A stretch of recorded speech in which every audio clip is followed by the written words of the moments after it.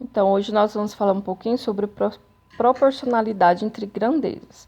Que existe grandezas diretamente proporcionais e grandezas inversamente proporcionais. As grandezas diretamente proporcionais são grandezas que, com a variação de uma, provoca a variação de outra. Então, por exemplo, se uma aumenta, a outra também aumenta. Se uma diminui, a outra também diminui. Um exemplo, né? Se você vai comprar um caderno, ele é R$8, 2 cadernos 16, né? Então, você aumenta o número de cadernos, você está aumentando o valor a ser pago. Então, essas são grandezas diretamente proporcionais. Já as grandezas inversamente são grandezas que usam operações inversas. Então, se você dobra uma, a outra tem que ser dividida por 2. Então, se uma aumenta, a outra tende a diminuir. Por exemplo, a velocidade. Quanto maior a velocidade, menor o tempo de chegada. Ou, por exemplo, tem 2 pedreiros trabalhando para fazer um muro, gasta um dia. Se você coloca 4 pedreiros, vai gastar metade de um dia. Então, isso é dizer que a grandezas inversas, se uma aumenta, a outra diminui. Então, eu coloquei aqui alguns exemplos, né? Por exemplo, comprar pão.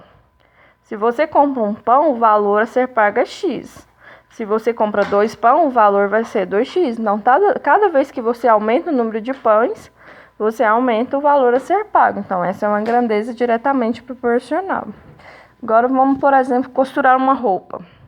Se você gasta 7 metros de pano para costurar uma bermuda, se você vai costurar 2 bermudas, você vai gastar 14.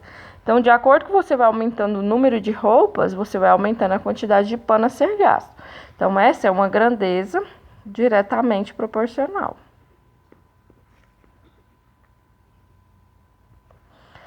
A velocidade, acabamos de falar, né? A velocidade é uma grandeza inversamente, porque quanto maior a velocidade, menor o tempo. Então, é uma grandeza que aumenta um, diminui o outro. Então, essa é inversamente. Número de trabalhadores, né? Quanto maior o número de trabalho, menor o tempo gasto.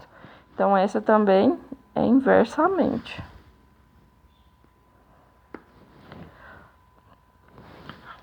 Então, assim fica a explicação, né? Qual que é a diferença entre grandezas diretamente e grandezas inversamente.